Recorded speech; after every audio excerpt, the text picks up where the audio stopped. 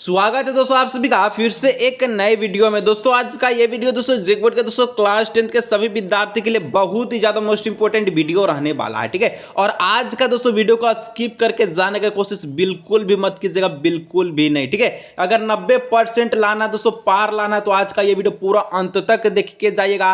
आज की इस वीडियो में दोस्तों हम लोग जो है 12 फरवरी सामाजिक विज्ञान का सब्जेक्टिव क्वेश्चन पेपर को आज की इस वीडियो में हम लोग सोल्व करने वाले हैं, ठीक है। जो कि दोस्तों आपका 12 फरवरी के पेपर में हूबहू प्रश्न देखने को मिलने वाला है। और आपको पता है कि सब्जेक्टिव जो है टोटल 22 गो प्रश्न पूछा जाएगा, 31 से लेकर 50 तक 52 तक, ठीक है। तो सारा का सारा प्रश्न दोस्तों हम लोग सोल्व करेंगे, एकदम 90% पार स्कोर लाएंगे आज की इस वीडियो से, ठीक है। पूरा अंत तक देखिएगा, आज की इस वीडियो में हम लोग सब्जेक्टिव क्वेश्चन पेपर को सोल्व करने वाले हैं। चलिए बिना देरी के वीडियो को शुरू करते हैं दोस्तों। और एक चीज मैं आपको बता देना चाहता हूं, ऑब्जेक्टिव का वीडियो अपलोड हो चुका है 1 से लेकर 30 तक, उसको देख लीजिएगा। आज की इस वीडियो में हम लोग 31 से लेकर 52 तक देखेंगे, जो कि आपका सब्जेक्टिव रहने वाला है, जो कि आपका 50 नंबर का रहने वाला है, ठीक है। चलिए तो यहां पर सबसे पहले दोस्तों आपका अति लघु उत्तरीय प्रश्न, ठीक है। जैसा बता रहे एकदम सेम याद करके जाए, ठीक है। एक एक प्रश्न को दोस्तों एकदम घोल करके पी जाइएगा, ठीक है। देखिए यहां पर सबसे बड़ा अति लघु उत्तरीय प्रश्न, किन्हीं 6 प्रश्न का उत्तर दीजिए। 31 से लेकर 38 तक का जो प्रश्न रहेगा वो अति लघु उत्तरीय का रहेगा, जो कि 8 गो प्रश्न रहेगा, जिसमें से आपको 6 गो का जवाब देना है और ये आपका 12 नंबर यहां से पक्का, ठीक है। चलिए तो दोस्तों सबसे पहले 31 नंबर प्रश्न कहता है कि कल्पनादर्श यूटोपिया किसे कहा जाता है। एक एक प्रश्नों को एकदम समझा देंगे, एकदम दोस्तों समझ के चल जाइएगा, ठीक है। देखिए कल्पनादर्श यूटोपिया एक ऐसे समाज की कल्पना है जो इतना आदर्श है कि उसका साकार होना लगभग संभव है। मतलब देखिए कल्पना से हम लोग यहाँ पर बात होता है कि ये रियल नहीं है, ठीक है। कल्पना कर रहा है, कोई चीज जो है कल्पना कर रहा है जो कि संभव नहीं हो सकता, ऐसा चित्र का कल्पना किया है जो कि संभव नहीं है, कल्पनादर्शी है, ठीक है, रियल नहीं है, वास्तविक नहीं है, वही आपका कल्पनादर्श यूटोपिक कहा जाता है, ठीक है। ऐसा समाज का कल्पना किया था कि जो संभव ही नहीं है उस समाज का रियल में परिवर्तन करना, ठीक है। चलिए आगे दोस्तों नेक्स्ट हम लोग बढ़ते हैं। तो 32 नंबर कहता है सत्याग्रह का विचार से आप क्या समझते हैं। सत्याग्रह का विचार से आप क्या समझते हैं, ठीक है। देखिए सत्य मतलब, देखिए सत्य मतलब क्या होता है, सच होता है। सच, सत्य मतलब सच। एक एक वर्ड को एकदम आपको समझा कर बताएंगे, ठीक है, ताकि आपको एग्जाम में दिक्कत ना, आराम से लिख सके। सत्याग्रह का विचार सामूहिक आंदोलन की अनूठी पद्धति को दर्शाता, जो सत्य की शक्ति और सत्य की खोज की आवश्यकता है पर जोर देता। एक चीज दोस्तों, अगर जैसे अगर एक वर्ड को आप पढ़ लेंगे तो उसका बारे में आप 100 वर्ड आराम से लिखेंगे। अब सत्य के बारे में आपको नहीं पता है, सच्चे क्या होता है, ठीक है, सच से क्या होता है, बस वही लिखना कि सत्याग्रह का जो विचार है सामूहिक आंदोलन है, एक ऐसी अनूठी पद्धति है जो दर्शाता है सत्य की शक्ति, सत्य की खोज, जो कि आवश्यकताओं पर जोर देता है। सत्य ही करेंगे, सत्य ही जिएंगे, ठीक है। चलिए 33 किन्हीं 2 राजनीतिक दल का नाम बताएं। राजनीतिक दल का दोस्तों नाम बताना है 2 गो का, ठीक है। जैसे हम लोग लिखे हैं बहुजन समाज पार्टी और राष्ट्रीय जनता दल, लिख लीजिए, याद कर लीजिए, राष्ट्रीय जनता दल, बहुजन समाज पार्टी, जो कि राजनीतिक दल का नाम है, ठीक है। चलिए 34 नंबर दोस्तों कहता है किन्हीं 2 गैर परंपरा ऊर्जा स्रोत के नाम बताएं, ठीक है। अब गैर परम, ठीक है, परग्रात ऊर्जा क्या होता है, ऐसा ऊर्जा जो आपके दादा परदादा के समय में नहीं होता था, ठीक है, जो आपके भविष्य में आया, आपके वर्तमान में आया, ठीक है, हाल फिलहाल में जिसका उत्पादन हुआ है, उत्पत्ति हुआ है, जैसे कि सौर ऊर्जा और पवन ऊर्जा। ये ऐसे ऊर्जा है जो आपको दोस्तों अभी देखने को मिल रहा है, पहले ये सब नहीं था, ना सौर ऊर्जा था ना पवन ऊर्जा था, ठीक है। अगर हम लोग परंपरागत ऊर्जा स्रोत का नाम बताएं तो कोयला हो गया, पेट्रोल हो गया, इस प्रकार का। लेकिन जो सौर ऊर्जा पवन ऊर्जा ये आपके जमाने में आया है, तो इसको हम लोग गैर परंपरागत ऊर्जा का स्रोत मानते हैं, ठीक है। तो इस प्रकार से लिखिएगा। चलिए 35 नंबर सड़क परिवहन के 2 विशेषताएं लिखे। सड़क परिवहन के 2 गो विशेषता क्या है, आखिर के सड़क परिवहन से क्या क्या लाभ होता है। तो सड़क परिवहन से बहुत ही लाभ होता है, हम लोग एक स्थान से दूसरे स्थान जा सकते हैं, ठीक है, किसी भी सामान को कैरी कर सकते हैं, ठीक है। सड़क परिवहन से दोस्तों हम लोग किसी भी चीज को यहाँ से वहां ला भी सकते हैं, आराम से जा भी सकते हैं, ठीक है। बस वही लिख दीजिएगा, जैसे लिखे सड़क परिवहन के 2 विशेषताएं, ठीक है। पहला जो कि सड़क उबड़ खाबड़ धरातल और पर्वतों पर बनाई जा सकती है, लेकिन अगर ट्रेन देखिएगा, रेलगाड़ी देखिएगा, वो नहीं बन सकता, ठीक है। सड़क परिवहन अपेक्षा कम व्यक्तियों, कम दूरी व कम वस्तुओं के परिवहन में कम खर्चीले होते हैं, जैसे कि आपको हम बता दिए, ठीक है। चलिए 36 मुद्रा को परिभाषित करें। मुद्रा को परिभाषित, मुद्रा क्या होता है, पैसा क्या है? तो पैसा ही आपके जीवन में महत्वपूर्ण रोल निभाता है सभी वस्तुओं का आदान प्रदान करने का, ठीक है। अगर आपके पास पैसा है, मनी है, तो किसी भी वस्तु को आप खरीद सकते हैं, BMW खरीद सकते हैं, ठीक है। तो यहाँ पर अगर पैसा ही नहीं हो तो इस सब का बात ही नहीं चलता है। तो यहाँ पर दोस्तों वही बात यहाँ पर लिखे कि मुद्रा धन के उस रूप को कहते हैं जिससे दैनिक जीवन में क्रय विक्रय की क्रिया होती है, जिससे आप दुकान से, बाजार से कुछ सामान को लाते हैं रोज का रोज, ठीक है, कुरकुरे, लेज, ये सब, ठीक है, मान के चलिए छोटे मोटे लेते हैं, तो उसी को तो हम लोग कहते हैं मुद्रा का विशेषता है। मुद्रा की सहायता से हम लोग उसको खरीद सकते हैं, ठीक है। चलिए 37 नंबर, बहुराष्ट्रीय कंपनियां किसे कहते हैं? शब्द आता है बहुराष्ट्रीय। बहु माने एगो कंपनी नहीं, बहुत है, ठीक है, बहुराष्ट्रीय, बहुत ज्यादा कंपनी। जैसे हम लोग दोस्तों यहाँ पर लिखे हैं, ऐसी कंपनियां जो विश्व के विभिन्न देशों में कारोबार स्थापित करती हैं उन्हें बहुराष्ट्रीय कंपनियां कहते हैं। इसका एक देश में काम, एक देश में बिजनेस नहीं होता है। इंडिया में बिजनेस हो गया तो यहाँ पर फिर चल गया USA में, अमेरिका में, लंदन में, यूरोप में, साउथ अफ्रीका में, अलग अलग देश में ये अपना जो बिजनेस को चलाता है, व्यापार को चलाता है, जिसको हम लोग कहते हैं बहुराष्ट्रीय कंपनियां। और ये सब जगह से अपना जो है रकम को उठाता है, अपना वेतन उठाता, अपना इसका जो है कारोबार से पैसा मिलता है, ठीक है। इस प्रकार से लिखिएगा। चलिए 38, वैश्वीकरण क्या है? वैश्वीकरण दोस्तों क्या है? बहुत ही सिंपल भाषा में लिखे हैं, विश्व के विभिन्न देशों के बीच अर्थव्यवस्था के परस्पर जुड़ाव को वैश्वीकरण कहते हैं। विश्व के विभिन्न देश, विश्व में बहुत सारा देश है, वर्ल्ड में बहुत सारा देश है, ठीक है। अब उसमें भी विभिन्न देशों का, इंडिया, ठीक है, पाकिस्तान को तो हम लोग छोड़िए देते हैं, इंडिया, USA, ठीक है, और भी बहुत सारा जो देश है उसके जो संबंध है, ठीक है, ये जैसे ये दोनों का संबंध है, अमेरिका हो गया, इंडिया, इंडिया अमेरिका में संबंध है, तो इसके जो संबंध है दोस्तों अर्थव्यवस्था के परस्पर जुड़ाव को वैश्वीकरण कहते हैं, ठीक है। और वैश्वीकरण के सहायता से अंतर्राष्ट्रीय व्यापार होता है, जैसे कि इंडिया से कुछ माल निर्यात या दूसरा देश में, ठीक है, दूसरा देश से इंडिया में आया, तो इस प्रकार से यहाँ पर चलता है वैश्वीकरण में, ठीक है, जिसको हम लोग अंतर्राष्ट्रीय व्यापार भी कहते हैं। चलिए आगे दोस्तों लघु उत्तरीय प्रश्न स्टार्ट हो चुका है और इसमें भी आपको टोटल 8 गो प्रश्न पूछेगा। क्या गो? 8 गो। जवाब के गो देना है, 6 गो का जवाब देना है और ये आपका 18 नंबर का रहेगा, 6×3=18, ठीक है। चलिए 39 नंबर दोस्तों कहता है, फ्रांसीसी लोगों के बीच सामूहिक पहचान के भाव पैदा करने के लिए फ्रांसीसी क्रांतिकारियों ने क्या कदम उठाए? फ्रांसीसी लोगों के बीच सामूहिक पहचान के भाव पैदा करने के लिए फ्रांसीसी क्रांति ने क्या जो है कदम उठाया? तो फ्रांसीसी लोगों के बीच सामूहिक पहचान का भाव पैदा करने के लिए फ्रांसीसी क्रांतिकारियों ने कई कदम उठाए। उन्होंने इसके लिए रोमांटिज्म का सहारा लिया। रोमांटिज्म एक सांस्कृतिक आंदोलन था जो खास तरह की राष्ट्रवादी भावना का विकास करना चाहता था, अपने क्षेत्र के हित के लिए काम करना चाहता था, अपने संस्कृति, अपने धर्म के लिए काम करना चाहता था, इसी को कहते हैं, ठीक है। चलिए देखिए सबसे पहले सामूहिक पहचान। सामूहिक मतलब दोस्तों यहाँ पर पहले ही आपको बता दिया सामूहिक, इसलिए बोलते हैं प्रश्न को अच्छी तरह से पढ़िए, प्रश्न में ही आपका आंसर छुपा हुआ रहता है, ठीक है। जो प्रश्न है क्या जिसमें आंसर ना छुपा हुआ, ठीक है। तो सामूहिक मतलब दोस्तों अपना आर्थिक, ठीक है, अपना जो है वो क्या बोलता है संस्कृति को, अपना धर्म को पहचाने, उसी को तो हम लोग कहते हैं सामूहिक पहचान, ठीक है। चलिए 40 नंबर, सूरत बंदरगाह 18वीं शताब्दी के अंत तक हाशिए पर क्यों पहुंच गया? जो सूरत बंदरगाह था दोस्तों ये 18वीं शताब्दी के अंत तक हाशिए, शब्द आता है हाशिए, ठीक है। अब ये जो शब्द है हाशिए, इसका मतलब क्या होता है थोड़ा सा समझ लीजिए। हाशिए का मतलब देखिए, पहले मान के चलिए किसी का बहुत ज्यादा जो है बोलबाला है, मतलब कि आज वो पूरा दम चल रहा है कि हम इतना में उतना में, ठीक है, और आने वाला कल में वो गिर जाता है, तो उसी को कहते हैं हाशिए, ठीक है।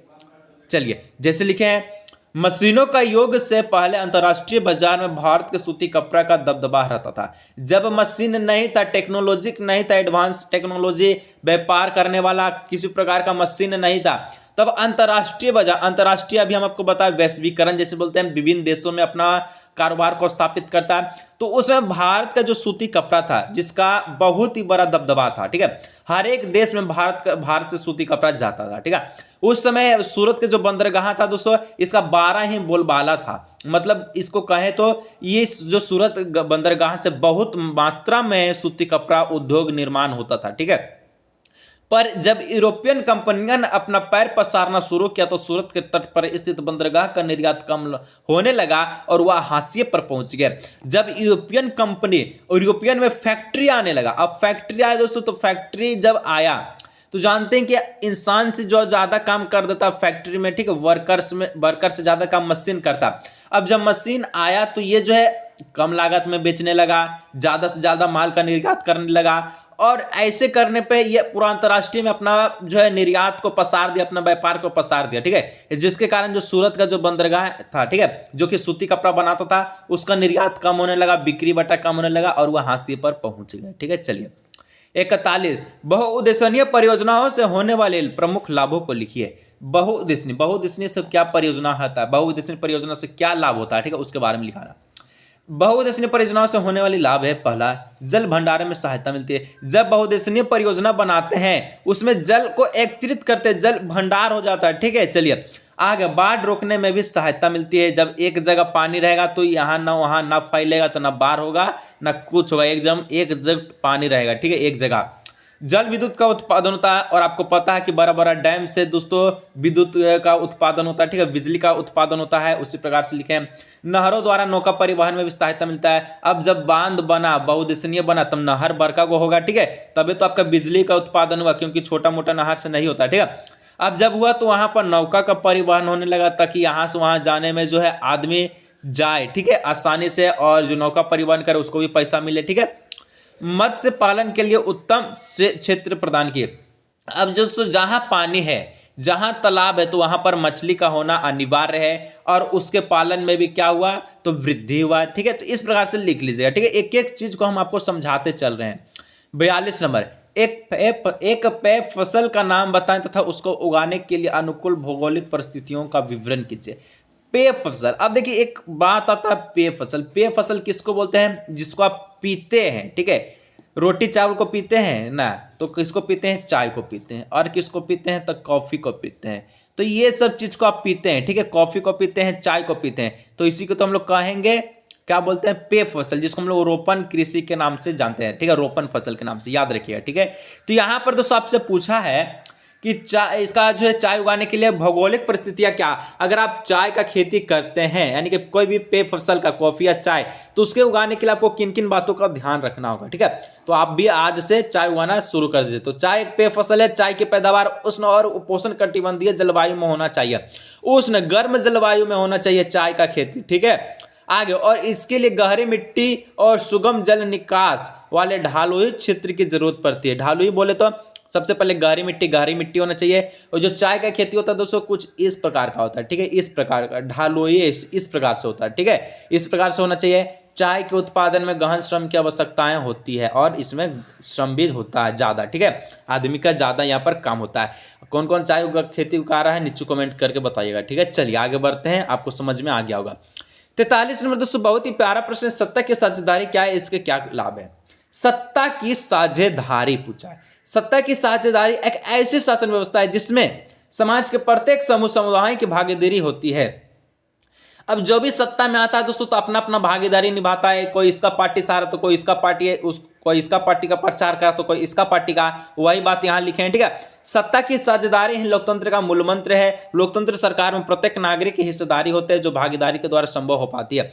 अब देखिए, अब यहाँ पर बात आता है लोकतंत्र। अब लोकतंत्र में क्या होता है, जनता सरकार का चुनाव करती है, तो जो भी जनता है वो भी तो भागीदारी ले रहा है इस सत्ता के साझेदारी में। अब जब वोट दे रहा है, जिसका 18 वर्ष हो गया, अब जो सरकार को बना रहा है तो भागीदारी लिया सत्ता की साझेदारी में, बस इसको लिख दीजिएगा, ठीक है। जो समझा रहे उसको भी लिख दीजिएगा, 100 नंबर मिल जाएगा, ठीक है, एक को नंबर नहीं काटेगा। 100 में जो भी जितना नंबर करेगा उतना को उतना, यानी कि 3 नंबर का तो 3 में 3 पूरा। दबाव समूह और राजनीतिक दल में अंतर बताएं। दबाव समूह क्या है और राजनीतिक दल क्या है, लिखना है। दबाव समूह राजनीतिक दल में निम्नलिखित अंतर है, भेदभाव है, क्या है। सबसे पहला, राजनीतिक दल में कई नेता होते हैं, जबकि दबाव का नेतृत्व केवल एक नेता करता है। अब देखिए, अब जो भी राजनीतिक में आता है दोस्तों वो एक नेता नहीं होता, जैसे हम आपको बता दें, ठीक है। राजनीतिक में बहुत सारा नेता होता है, लेकिन जो आपका दबाव का जो दबाव समूह है, ठीक है, इसमें एक ही को नेता होता है। राजनीतिक दलों में कुछ तब लोग ही होते हैं, ठीक है, राजनीतिक दल में कुछ तब ही लोग होते हैं, जबकि दबाव में पूरा वर्ग शामिल होता है। कुछ तब मतलब कुछ लोग रहते हैं, यहाँ तब मत कहा, कुछ लोग रहते हैं, जबकि दबाव में पूरा जो वर्ग शामिल होता है, ठीक है। राजनीतिक दल सत्ता में प्रत्यक्ष भूमिका निभाता है और सत्ता का उनका पूरा नियंत्रण करता है। देखिए राजनीतिक दल दोस्तों आपको सत्ता में प्रत्यक्ष भूमिका इसलिए निभाता है क्योंकि जो राजनीतिक में खड़ा है, जो बीजेपी की तरफ से है, कांग्रेस की तरफ से है, तो वो अपना वोट मांगने के लिए करता है और आप उसको वोट देते हैं। जब वो सरकार बनता है तो वो दोस्तों क्या करता है, सत्ता पर नियंत्रण कर लेता है, ठीक है, उसको अपना वश में करता है, ये लागू करता है, वो लागू करता है। इसके विपरीत प्रभाव में यह शक्तियां नहीं हो सकती, ठीक है। बस आगे राजनीतिक दलों के पास शक्ति होती है जबकि इसकी जड़ें गहरी होती है, जबकि दबाव समूह केवल जनता की शक्ति का टिका रहता है, ठीक है। इस प्रकार से लिख लीजिएगा। चलिए 45 नंबर दोस्तों कहता है खाद्य उपलब्धता पर तकनीकी के प्रभाव को दर्शाने के लिए इतिहास से 2 उदाहरण को लिखिए। हिस्ट्री से 2 उदाहरण को लिखना है। किसके बारे में लिखना है? खाद्य उपलब्धता की तकनीकी के प्रभाव के लिए। अब जो खाद्य उपलब्धता है दोस्तों इसका मतलब होता है खाने पीने का सामान, ठीक है। जैसे लिखे खाद्य उपलब्धता पर तकनीकी के प्रभाव को दर्शाने के लिए इतिहास से 2 उदाहरण। पहला, तेज चलने वाली रेलगाड़ियां बने, बोगियों का भार कम किया गया, ठीक है। तेज चलने वाले रेलगाड़ियां बने मतलब कि अगर मान के चलिए कश्मीर से सेब आता है, ठीक है, कश्मीर से एप्पल आता है, अब झारखंड में हुआ आता है, तब जब कश्मीर से झारखंड में आया तो ये किस से आता है? ट्रेन से आता है, रेलगाड़ी से आता है। तब इसको रेलगाड़ी में अच्छी तरह से पैक किया जाता है, ठीक है।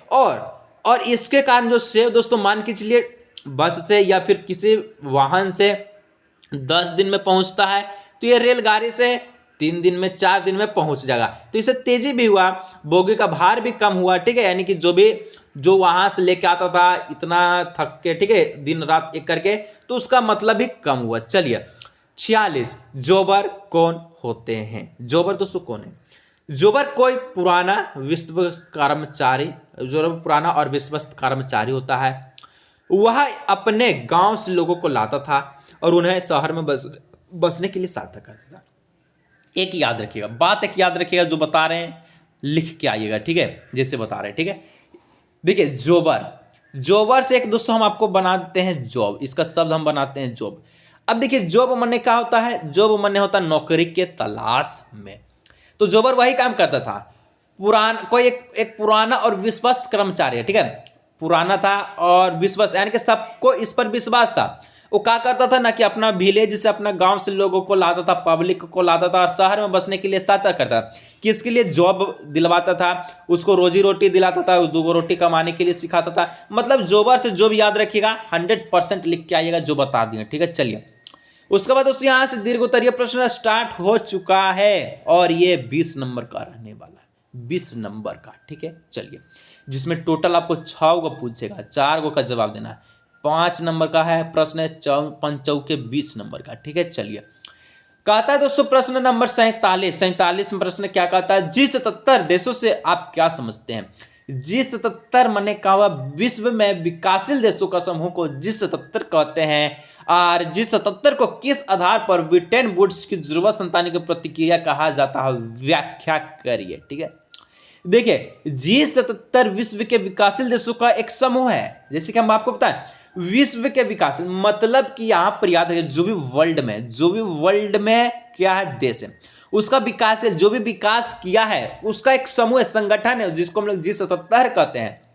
और इसकी जो अपनी अर्थव्यवस्था को तेजी से प्रदान करने वाले के उद्देश्य से संगठित हुए। अब देखिए अब विकासशील हुआ तो विकासशील से ऑटोमेटिक इसका इकोनॉमिक्स आगे बढ़ेगा, ठीक है, विकास होगा, अर्थव्यवस्था तेजी से ग्रो होगा, ठीक है। आगे उसके बाद दोस्तों यहाँ पर लिखे इन 77 देशों ने एक नए अंतर्राष्ट्रीय आर्थिक प्रणाली के लिए आवाज उठाई। इस नई आर्थिक प्रणाली से उनका आश्चर्य एक व्यवस्था में से था जो उन्होंने अपने संसाधनों पर सही अर्थ से नियंत्रण मिल सके, जिनमें उन्हें विकास के अधिक सहायता मिले, कच्चे माल के सही दाम मिले, ठीक है, सही दाम मिले, और अपने तैयार मालों को विकसित देशों के बाजार में बेच सके, बेहतर पहुंच कर सके। मतलब कि देखिए वृद्धि तो कर रहा है लेकिन और भी इसका चाहे कि इसका जो कच्चा माल है, जो भी निर्यात होता है विभिन्न देशों में, इसका व्यापार होता है, तो उसका अच्छा नगद मिले, अच्छा रकम मिले, ठीक है। G77 को ब्रिटेन वुड की संतान क्यों कहा जाता है? तो G77 को ब्रिटेन वुड्स की संतानों की प्रतिक्रिया के रूप में देखा जाता है, क्योंकि पश्चिम के विकसित राष्ट्रों ने अपनी अर्थव्यवस्था को मजबूती और स्थापित, ठीक है, अस्तित्व प्रदान करने के लिए ब्रिटेन वुड्स व्यवस्था का निर्माण किया। और इस अर्थव्यवस्था का संचालन और एकाधिकार अमेरिका, इंग्लैंड, फ्रांस जैसे रूस बड़ी शक्तियों के हाथों में थे। इससे विकासशील देशों की अर्थव्यवस्था की कोई विशेष लाभ नहीं हुआ। अतः इस व्यवस्था की प्रतिक्रिया इन 77 विकासशील देशों में जिस तंत्र का गठन किया, मतलब उसने यहाँ पर बोला है अमेरिका हो गया, इंग्लैंड हो गया, फ्रांस, रूस, ये जो जैसे बड़ी शक्तियां तो जो था, ठीक है, ये विकासशील देशों की अर्थव्यवस्था में कोई लाभ ना पहुंचा सका।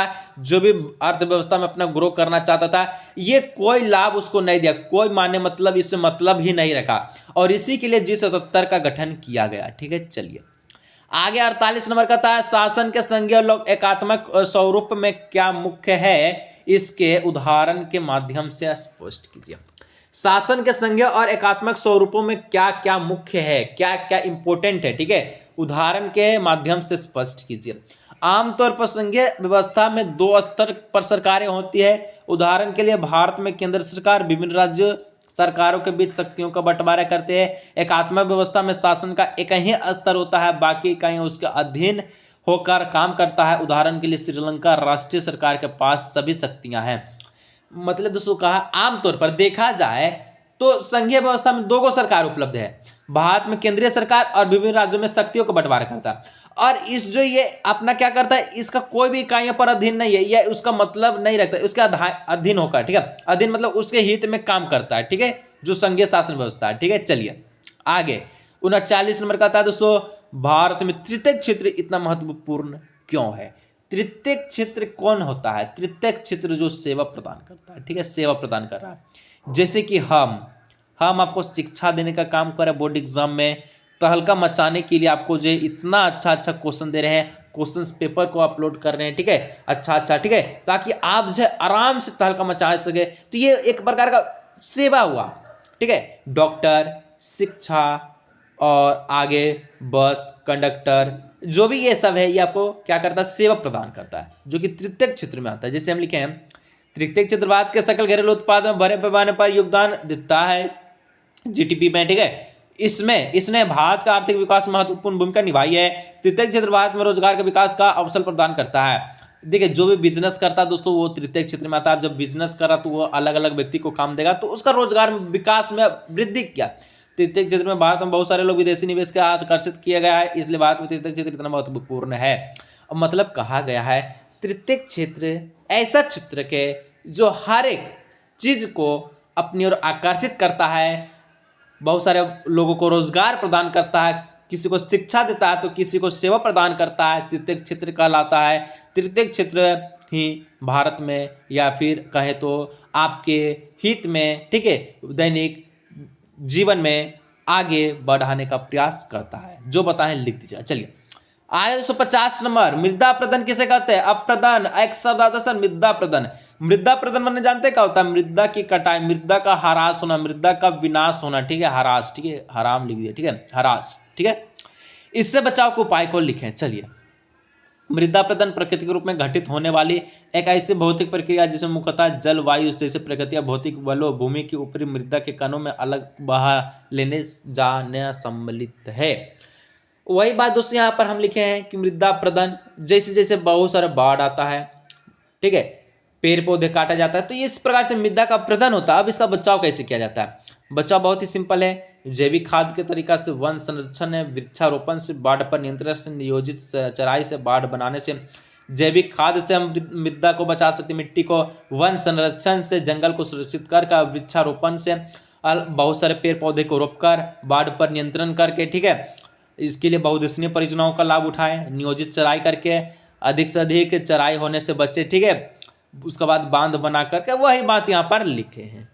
आज में दोस्तों हम लोग अभी तक कितना सोल्व किए हैं सर, 50 को सोल्व किए, 31 से लेकर हम लोग जो 50 को प्रश्न अभी तक सोल्व किए हैं। ठीक है, देखिए 51 और 52 दो और प्रश्न बचा। तो 52 तो आपका मैप से संबंधित है और मैप का वीडियो ऑलरेडी अपलोड हो चुका है, जिसमें 5 नंबर आपका कोई नहीं छीन सकता। ठीक है, और 51 नंबर का जो प्रश्न दोस्तों, और आपको पता है कि ये जो आपको पीडीएफ है, ठीक है, या फिर अगर आपको इसको अच्छा से पढ़ना है, पीडीएफ लेना है दोस्तों, चले जाइए, कहीं नहीं जाना है, सिर्फ गूगल पे सर्च करना है JHARKHABAR, ठीक है, 24 झार खबर 24 सर्च कीजिए, सब चीज का प्रश्न आपको मिल जाएगा। ठीक है, 52 से लेकर 51 तक जो भी प्रश्न है, ठीक है, सारा मिल जाएगा। गूगल पर सर्च कीजिए, नहीं तो दोस्तों नीचे डिस्क्रिप्शन बॉक्स में टेलीग्राम का लिंक है, वहां ज्वाइन हो जाइए जीके टॉप मास्टर टेलीग्राम में, ठीक है। आज की इस वीडियो को यहीं रखते, मिलते हैं नेक्स्ट।